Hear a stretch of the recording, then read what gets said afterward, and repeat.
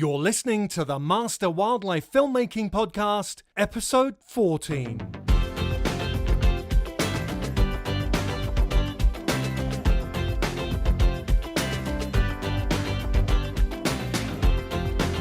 Ecologist Chris Morgan is no stranger to adventure. Over the last 20 plus years, he has worked as a wildlife researcher, a wilderness guide, and environmental educator on every continent that bears exist. From icy polar bear country at 81 degrees north to tropical Andean bear forests on the equator, Chris has sought adventure among the focus animals of his life, the bears of the world.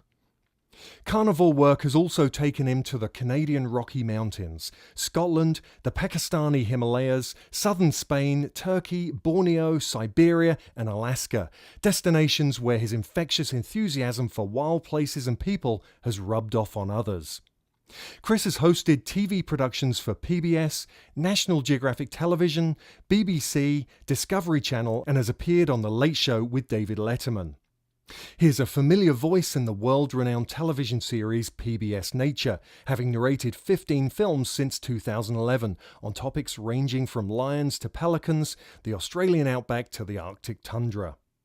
2015 saw Chris host 4 episodes of PBS Nature. The Last Orangutan Eden, produced by Emmy Award-winning wildlife media partner Joe Pontecorvo, and a 3-part series Animal Homes, produced by Emmy Award-winning producer Anne Prum, which saw Chris travel the globe in search of the most fascinating animal architecture. Chris won Best Host Gold World Medal from the 2016 New York Festival's International TV and Film Awards.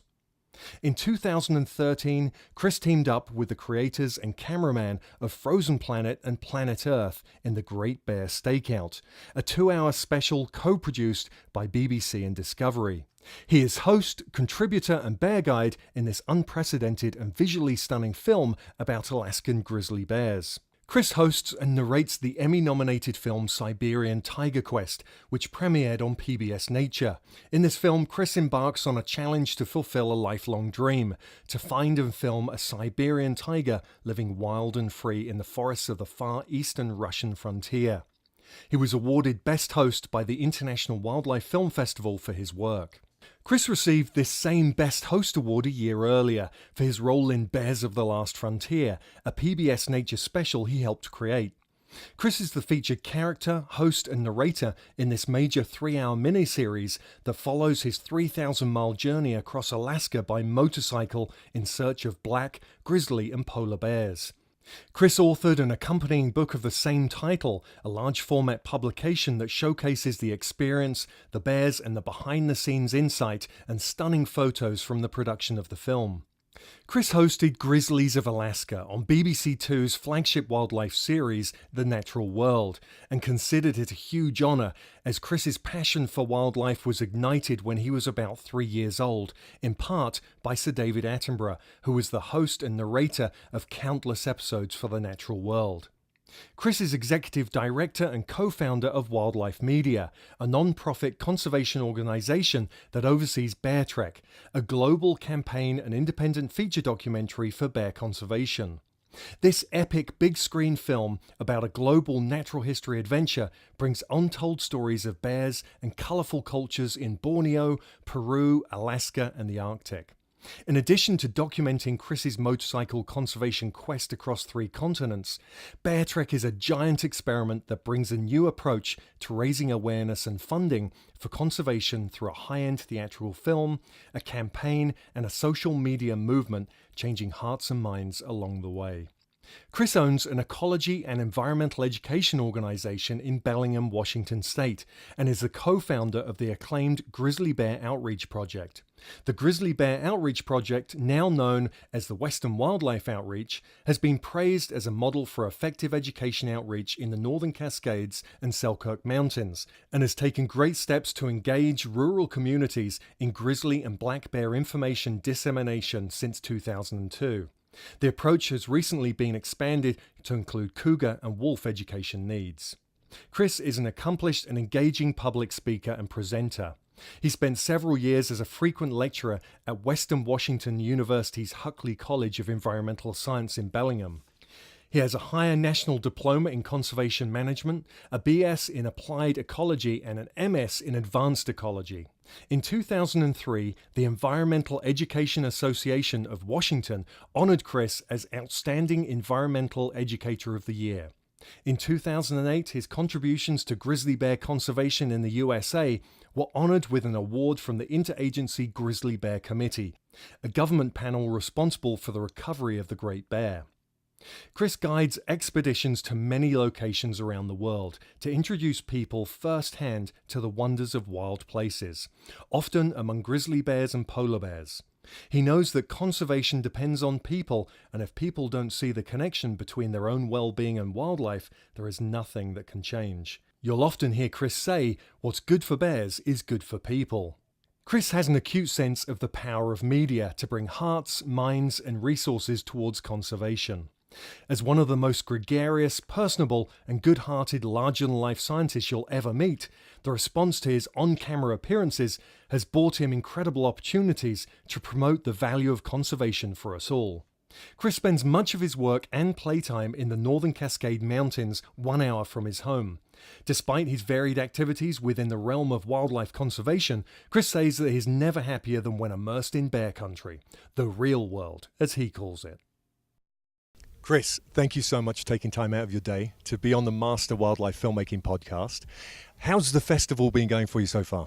I feel like I've been here for about 6 months.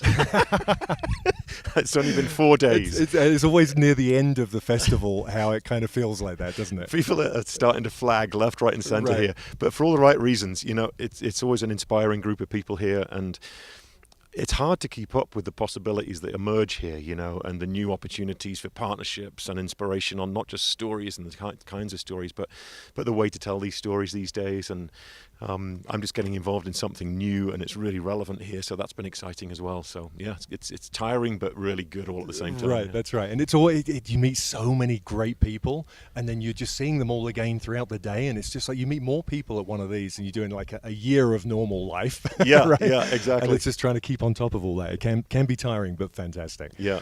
So you're an ecologist, a conservationist, a host, a filmmaker, an author. You've done some incredible stuff, and you've got a lot going on. First of all, I just want to start with kind of how you got into wildlife filmmaking, the backstory. You know, how did it start for you? Yeah, it's been an unanticipated journey in some ways, you know. I wake up every morning feeling pretty fortunate about the turns in life that brought me to being able to do what I love this much, you know. I'll keep the story short, but when I was 18 years old, I went to a summer camp in New Hampshire to work there as a summer counselor, as a camp counselor. And while I was there, ran into a bear biologist, and I talked him into taking me out into the field, and I'd never given a second thought about bears. Took me out into the field, but his study site was a garbage dump. We pulled up at this garbage dump, and there were 14 black bears sitting on top of this garbage. I'd never seen anything like it in my life before. The guy hands me a tranquilizer rifle and says, "Come on, we're going to go and start tranquilizing them and putting collars on." So I'm 18 from England. You can imagine the impact it had. We spent the night chasing these bears through this garbage, and it literally changed my life. I was going to be a graphic designer before that. Came away from there and started on this journey of becoming an ecologist. So really went into science, traveled around the world, learning from as many people as I could in the field, in Pakistan and in Ecuador and in northern Spain. And I wanted to find bears elsewhere. And where I went to find these bears, I found these amazing stories and people. And I'd come back just brimming with them, sitting around the kitchen table, you know, with family and friends, and of these exotic locations, you know. And this was 30 years ago now. So about 10 years ago, I decided I wanted to start making films to help these people that I'd learnt from in the field. Because to me, they needed two things. And one was exposure to tell their amazing stories that no one was hearing. And the other one was funding to help the work that they were doing to save our planet for us, basically, you know. So I came up with this concept of Bear Trek. And Bear Trek is this feature-length film, and it's taken us years to make it. And along the way, we've helped to fund the projects that are in the film. We've given a couple of $100,000 to the people in Bear Trek, and these are biologists from Canada studying polar bears, from Borneo studying sun bears, and from Peru studying spectacle bears. So they've all benefited from the film, and it's not even out yet. So we're super incredible. proud. That's incredible. And then during that journey, started to work. I hate I hate to say discovered by, but we were kind of discovered by PBS Nature. And they asked me to be a host, so I became a host for their work and was just honored to do a bunch of films, from orangutans to animal homes to a series about bears in Alaska with PBS. And that work led to other work, a little bit with Nat Geo, not as much as yourself, but a little bit here and there, and then with the BBC as well. So all the while telling stories and trying to have these films make impact. So connecting them to a campaign of some sort, or an effort to help the species or the people involved. And that's the journey up to now. And then, yeah, if you want, I can talk more about what the transition is now. Absolutely. I mean, what I love about the stuff you're doing is that, for a long time, conservation has been like a dirty word in the TV industry. Most channels are kind of steered away. Where you're pitching an idea about conservation, it's, well, it's not, that entertainment kind of word that we want to have in there. And I think what's great about what you're doing is you're making shows that are entertaining. They're showing wildlife. They've got great information in, but they have an end goal that links back to conservation as well. And I think that's so important. And you're obviously doing a lot more like that. Yeah, definitely. I think it's the end point. I wouldn't see any other reason to do films, to be honest, if it didn't have an impact on the ground and not just inspire people. But the problem is when you're watching something on a television, it seems distant, doesn't it? It's a little bit of you feel like you're delivering to a passive audience. But these days we've got this ability to engage an active audience, be through social media, through this whole new ecosystem that we never saw coming, right? So that's what we're moving to now, and shorter format films as well. So reaching people on social media where they already are, Facebooks and YouTubes of the world, and then short format, 5 seconds to 5 minutes long, about wildlife, inspiring stuff that's super easy to share. And this is with Uproar. Yeah, this is Uproar. Yeah. And we just got going. We're on the brink of a giant experiment, as we call it, So, but it's exciting. We've got a great team gathered. And a plan to really do two things. It's like make really good content and build a massive audience, and then impact conservation with that massive audience. Have them contribute, have them feel like they're a part of the solution rather than watching a TV show and turning it off kind of thing. And I don't know what your perspective is. I feel like people are ready for that, don't you? I mean, this day and age. Absolutely, 100%. I mean, people are engaging so much now with social media on so many topics that it's where we have to meet them. That's where everyone is now. And I think it's so important. But it's a hard transition. And that was going to be my next question to you is, what has the transition been like from kind of the standard pitching and, writing treatments and moving through the production process to now having to incorporate this vast body of social media as being part of your marketing platform? How are you embracing that? Personally, not really well. It's hard. You and I have talked before about the struggle of being on top of social media needs, because everybody has to be. I'm lucky now because through Uproar, I'm going to be working with a team that's really, really good at that, and that they'll kick me if I don't do my part, right? But it is a tricky thing, isn't it? I mean, you sound very much like I am. I love being in wild places, and I love bringing those stories back to people that I love, and love bringing them back to big audiences. I feel so lucky to do that. But there's sometimes a block with social media. I don't do it as often as I should. I'm quite good at it when I do, and people seem to like it. And people seem quite engaged, I've been told, rather than just a passive audience. The people that follow me, and it's not a huge number at this point, but it's growing. Those people seem to be, they're in, they enjoy it, but I could do a better job and will be doing from here on in, through Uproar. So it's a world that we are diving into deep, yeah. Well, and it's learning that new technology. I found when I got here, I was pushing myself, okay, Facebook Live. I've got to do some. So I actually did one of my, I had done a couple of others, but I did one here. Yeah. And I started off showing the Tetons and how beautiful it was. And I had a sneak peek inside, and I walk inside and it cuts off because there's no reception. And I'm like, that's typical, right? It's because it's a learning curve. I'm super impressed that you did it, though. It's like, it's more than I've done this week, yeah.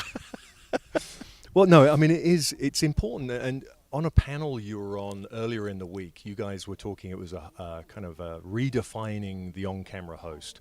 And part of it was talking with some of the younger guys like Bertie, who is with Nat Geo Online, and he's got a huge following behind him.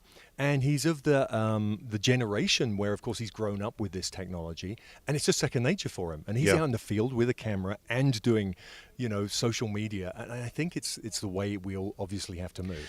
It is. And one of the exciting things with Uproar is that we're bringing in people who perhaps weren't born with a phone in their hands, like Berties of the world. But we want to be working with the Berties of the world as well. But what we're also encouraging is those people that have great content and great stories to tell to work with us so that we can help tell their stories on social media. So we kind of fill that gap in an exciting way. And I love that. I'm all about collaboration and the greater good of doing this for all the right reasons. And a place like Jackson Hole with all these great minds and hearts in a room, it's an inspiring environment to be in. And I want to be part of this wave of nurturing that next generation of people. And as hosts, and as content people and as camera people and as, there's so much talent out there. And today they can all find a place online, they can all have a platform, they can all find an audience. Not easily, but we want to help with that. So that's a really exciting part of it to me because, we're getting older, right? We just discussed that. We're about the same age, and it's like you've got to look to the next generation as well, and we can all work on it together, yeah. And it is incredible how we're now seeing all this talent because it's right there. It's on YouTube, it's on Facebook, and it's impressive how much talent there is. And before, we never had access to that kind of display of talent. You would discover people like I was discovered, by National Geographic from, my days at a wildlife park. And, that's all changing. I mean, we're now just seeing this big pool of talent that we're able to tap into. Now, on the hosting front, on your panel, the whole thing was about redefining it, and the four of you up there were very much talking about the different styles of hosting and presenting, and a lot of the time, you've done programs where you've got to be more intimate, kind of with the camera and the audience at home, and then other times less intimate and kind of be speaking off camera. Tell us about a few of the styles you've done and what you find the easiest for you to do. I love that topic because I love exploring different ways of doing things, and sometimes I feel a little bit like I've got split personalities, because different projects and films demand different styles in some way. So our Bear Trek film is a good example. I don't look at the camera once during Bear Trek. It's more like a fly on the wall following me on this personal journey, and then a personal sort of journalistic dialogue that goes with it as a narrative through it, as a narration that I do. But I don't ever look at the camera. And it's funny because PBS took me on off the back of Bear Trek, seeing it, thinking, oh, here's a guy that we'd like to work with. It was awesome, But I remember saying, you're not concerned that I wasn't talking to the camera in Bear Trek, I wasn't doing. And they're like, really? You weren't? They hadn't noticed that I didn't. It was just quite curious, really. Maybe it was a good thing though, because I think, I think it just pulled them in a way. Then there's other styles of like looking right down the lens and feeling like, you've done it a lot. It's like you've got to pretend that that's your best buddy at the end of that lens, don't you? And just get comfortable with that piece of glass in front of your face and tell that story. And somebody asked me on the panel, yesterday, how do you do that? Or what was the question? He was asking about talking straight down the lens and whether you do that or where you sort of choose a spot and look off at a distance kind of thing. I describe it as it's like a conversation. Sometimes you're locked eyes in a conversation with a human being. Sometimes you look away and you're thoughtful, and it's exactly the same thing, and I love that style. And then there's another one that I don't think works as well, which is talking to producer or talking to the cameraman, isn't it? Where you're having a conversation with that person, so you're not looking into the lens. It loses some of the personal side of it, doesn't it? It's the intimacy. The intimacy, sure. Right.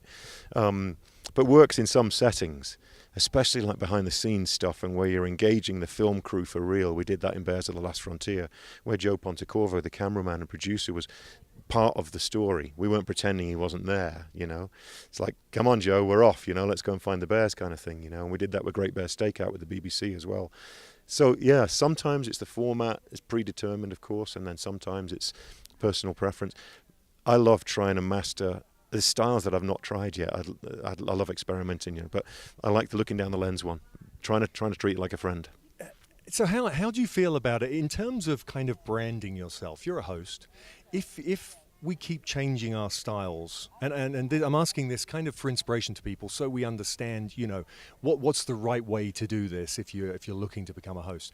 If we keep changing our styles, do you think it affects us as our kind of branding as a host, or do you think it doesn't really matter? That's a really good question. Yeah.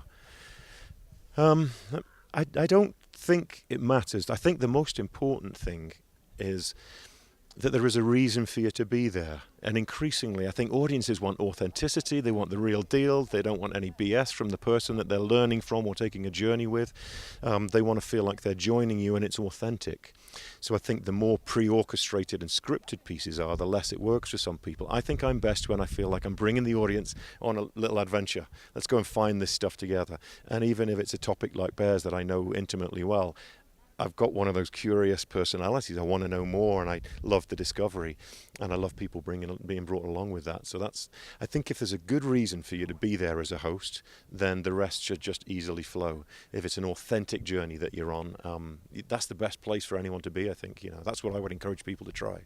Well, and having that passion, it's very easy to see when someone's passionate about their subject and when they're acting passionate about a subject. Right. It's that authenticity that I think works really, really well when you see that. And we're seeing a lot of that with social media, where people are out in the field, they're doing it because they're passionate about their subject. That's so true, yeah. Now, looking at your productions and your crew, tell us a bit about the crew. You mentioned Joe Pontecorvo and going out with him, and I think with Bear Trek it was probably just you and him. A lot of the time it was just Joe and I, and sometimes an audio person, and sometimes a second camera or even a third behind the scenes camera. But they were sporadic. But yeah, very tiny core crew. Yeah, which kept us nimble, and being in bear country it helps. You've not got too many safety issues to think about, and we were just out there on our own doing it for Bears of the Last Frontier in that way, and for Bear Trek as well.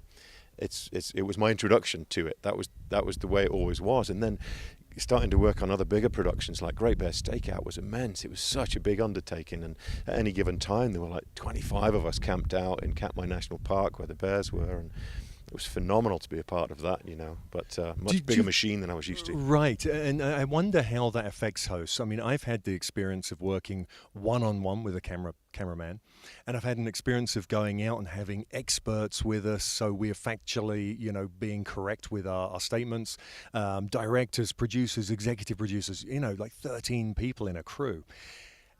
And again, I start to lose the intimacy when it gets like that, because you're very passionate, but suddenly you got a lot of people on the ground, all want to have a bit of a say in what's going on. And suddenly it feels a bit like you're doing a performance in front of a crowd, How do you feel about that? You can't help but go there. I have the same issue. I'm like, all right, can everyone bugger off? I don't say that, but I ask someone else to say it, I think it definitely makes a difference. It moves from being something that's authentic to something where you feel like you're putting on a performance. You can't help it, right? We're all just humans, but I think smaller is better. I also love working with people that I love working with, and that get the best out of you. And I've learned a lot about that, my partner, Brenda Phillips, is a great example. Her and I know each other so well, and she shoots really well, and it's just a comfort zone there. Joe's the same, and Mark Carroll I've worked with a lot, we're just great buddies. And I think it shows when you film with a great buddy, and I love that. And I want to do more of it, where I'm cherry picking my mates to go and do this stuff, with, because life is short, isn't it? You want to work. Absolutely. You want to work with good people, and people you get it. I mean, I say to people, there's nothing worse than traveling around the world with people you don't get on with. Yeah. Have you ever watched Big Brother, right? Where a bunch of people are thrown into a house who don't like each other. It's hard work, right? It is, yeah. But when you're with the production crew, one isn't leaving every week, right? Like a Big Brother. I worked on this project called Siberian Tiger Quest, and it was basically heading into Siberian tiger country in Russia. So it was out in the wilds, and you had to be with people that you knew and liked and trusted. I arrived and didn't know any of them. But the executive producer, Mike Burkhead, who's become a great friend and a legend in filmmaking, he's done dozens of films for the BBC and others. So he put this crew together, and he's awesome at it, because he doesn't like working with people he doesn't like either, right? So he put this great crew, and I kid you not, we were in this little ranger station, staying there in bunk beds, 6 of us piled into this room. It was an amazing film to make and a great story. We got an Emmy nomination for it, and I swear it's because we were with this crew that made it as enjoyable as it was. Right, yeah. Every morning and every night your head hit that pillow, and I was in stitches with laughter with these guys. It was just one crack after another, and just a really good environment to be in. And I didn't know any of them at the beginning, and you know, you get a month in and you know them really, really well, and the result kind of shows it, I think, you know. And I think so, and I think it brings out your authenticity because you're comfortable, you're relaxed, and you can be you. Yeah. Instead of having to be a Tom Cruise type character, of having to, you know, put on your best acting, you know, thing, because actually you're really uncomfortable, and then you've got to act being you, which is really hard, right? I think, how did you find delivering scripted lines to a camera? That is perhaps the least authentic you can be, isn't it, as a host? Absolutely. And when most things go wrong.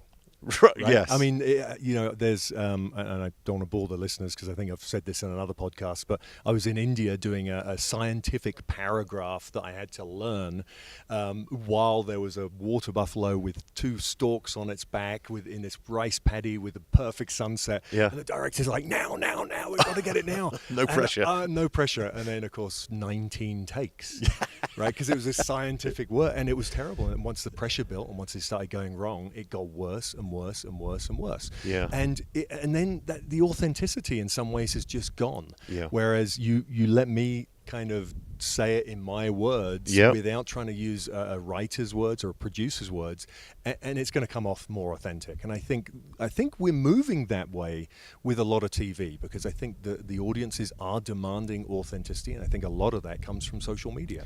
Yeah, very much so. An interesting mix that I did was with Animal Homes, a 3-part series with PBS and Terra Marta. And there were parts of that were scripted. Literally, I had to get every line right, you know, in a studio surrounded by bird nests in this case, you know, talking about them as homes. I remember that, yeah. So then that led to me being on location, though, and springboarded us to different parts of the world, you know, where we were literally in the field. And then once we were there, Anne Prum, the producer of that series, was more like, talk a little bit about X, or here's the bullet points I want you to convey, let's get that across. Or sometimes she'd just literally let me go, so it wasn't scripted once we were on location, and I'd loved that. It's like, what points do we want to convey here, and let's go and discover it together. Like one point was like this, looking at this beaver lodge just down the road here, down the river here, from where we are at Jackson Hole, this giant beaver lodge and dam, and literally walking across it and sort of unearthing how this thing was built and made. And I'm just obsessed with beavers since, you know. I think they're the most incredible engineers, walking down the channels that they made into the forest to find food, and how they create these dams and lodges, and what that is as part of their life. It was just amazing, and really fun, just literally walking along. And Anne had said, okay, here's where we're going to talk about levels of water and how this has created a new ecosystem thanks to the beavers, and talk a bit about that, Chris, you know. And I love it. It's like, okay, let's just go. You just let loose. Yeah. And you don't get it right every time, you know, for the first time, but it gets you more relaxed, and then that, as I say, the authenticity comes through, and I think that's so key. Yeah. And you have that. I mean, you've won a lot of awards for being a host, and you have a very relaxed way of being on camera, and I think that draws the viewer in, because it is like we're with you. It's like you and me on a trip. You know, every audience member feels like that. It's not like you talking to 1,000 people on stage, you know, and that's so important, because I think it's this intimacy again of being there and feeling like you are a personal tour guide, you know, telling us this information. I really appreciate that, especially coming from a fellow host and someone who's done as much as you have. You know, that's great. I wouldn't even say that's what I aim for. It's just, I just try to be myself, you know, which is sometimes difficult with a camera lens poked in your face. Right. But yeah, give it your best shot. Hey? So where now? You've got Uproar. This is a new venture. You're moving into lots of other things. Bears are your primary kind of species you work with, but are you branching out? What's next? Yeah, and PBS gave me an opportunity to do that, you know, into the tigers, and Animal Homes brought us to lots of different species around the world, and I did a film called The Last Orangutan Eden with Joe Pontecorva that was on PBS Nature as well, and so I'm an ecologist, so I love all species. I'm fascinated from ants to rhinos, you know, but my deep knowledge is with bears. Because most of my work, in fact, is about conservation. And to me, I think if we can crack the relationship between a grizzly bear and human beings in places where they both live, if we can have them coexist in mutually beneficial ways, like they do in parts of the Grand Tetons here in the Rockies, we've cracked it for wildlife and humans anywhere. And there's probably great examples in South America in the cat world as well, you know, where if you can crack that microcosm, then it's part of a bigger picture that we should all move towards this coexistence. So all my work is based on that, is really trying to reconnect people with nature. And it's a whole nother blog topic because it's so fascinating, right? How we've got separated from nature and how we feel like we're all so fancy and clever living in buildings like this and carrying around these electronic gadgets in our pockets. I spoke to someone from Microsoft a few years ago. He's this Scottish guy, and he wore a kilt to work and was this genius guy, but he had a beard you could lose a badger in, you know. I mean, he played the part. He was obsessed with wolves, and he said to me, I learn a lot from tracking wolves. Scottish fella. He goes, I learn from the forest and the wolves, and what I do, Chris, is I bring that information back to my work at Microsoft, and I design the screen based on the way my eyes work tracking a wolf. I was fascinated by this, and it was him that got me thinking about this world we've created for ourselves that we're not quite ready for, and we can still learn from nature. And he said this line I'll never forget. He goes, after all, Chris, we are only Homo sapiens version 1.0.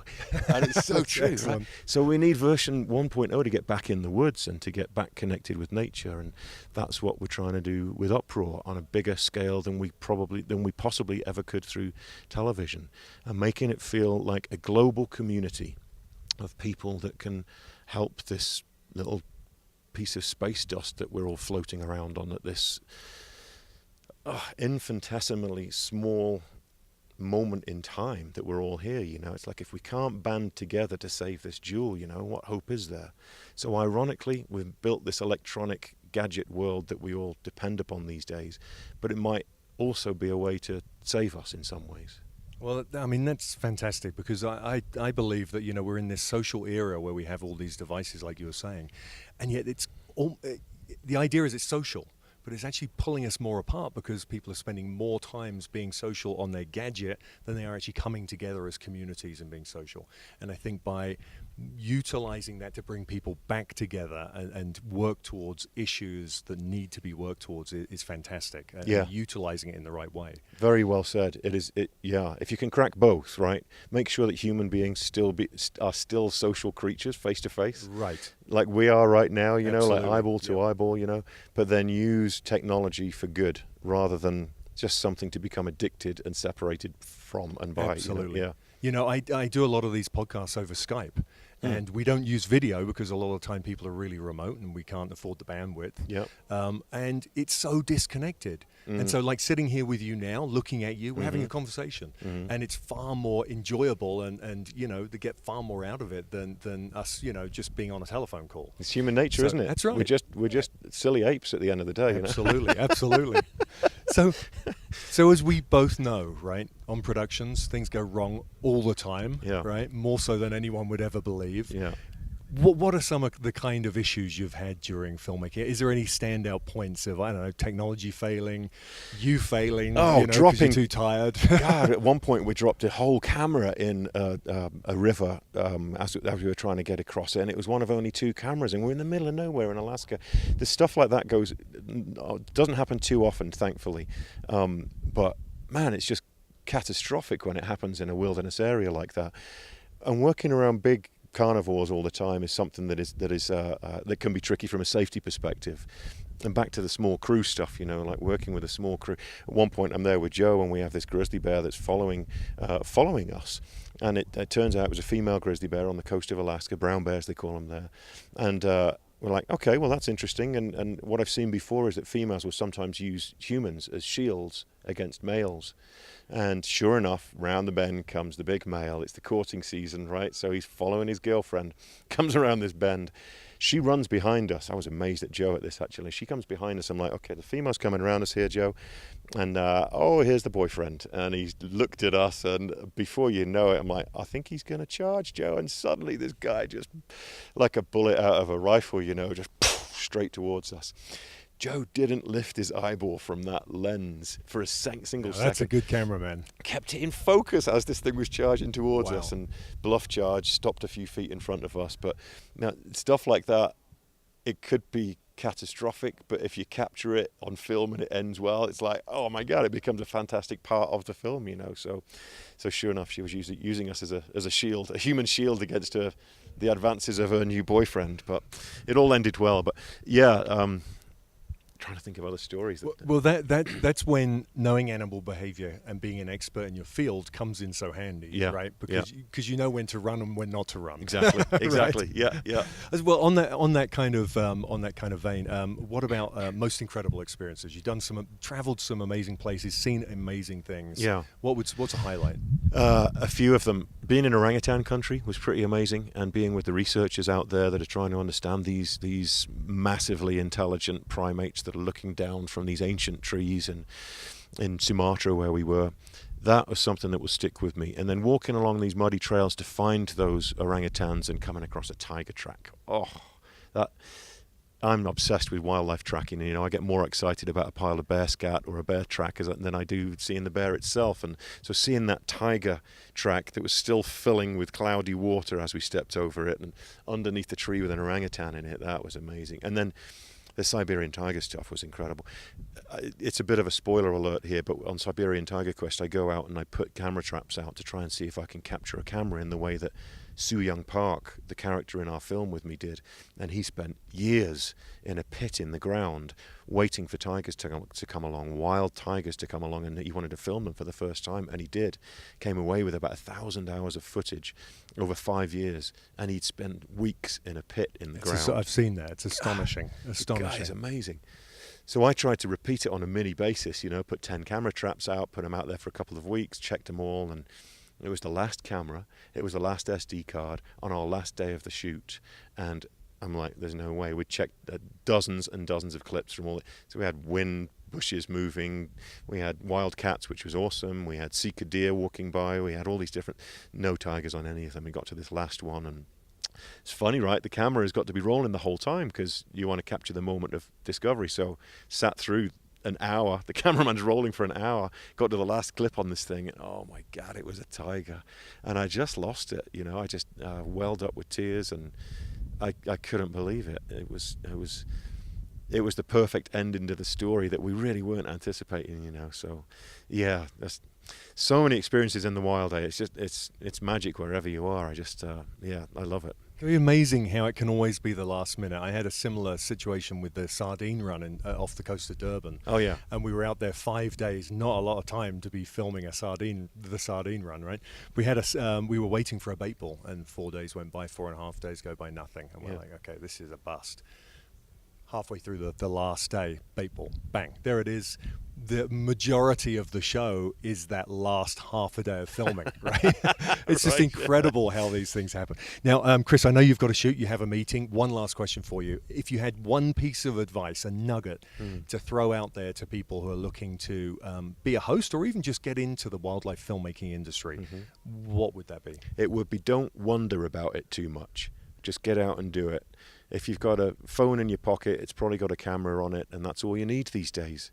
God, it would have been a different conversation 5-10 years ago, wouldn't it? But now anyone can do it. So don't talk about it, don't think about it, just get out and do it. And if you find a comfort zone and you're good at it, you'll be noticed. That's the other extraordinary thing, isn't it? So yeah, go and do it, Fantastic. Yeah. Well, listen, you've also got a bunch of links for people to find you. Just quickly give us those, and I'll also put links up on the webpage. Great. But where can people find you online? So a good hub for my stuff is chrismorganwildlife.com. And my Facebook, Chris Morgan Wildlife. And then as Uproar unfolds, it'll be theuproar.com. We've not launched yet, so there's not a lot of content there on the Uproar site, but that's going to be happening later this year and into next year. So, yeah, I appreciate that, Jake. Thanks. Fantastic. Yeah. Well, it's been a pleasure. So, hey, I appreciate it. Thanks Cheers, so mate. much for being on the show. Thanks for having me. Enjoy the rest of the festival. And you. Thanks, mate. If you've enjoyed this episode of the Master Wildlife Filmmaking Podcast, then please leave a rating and a comment. And remember to subscribe to keep up to date with the series.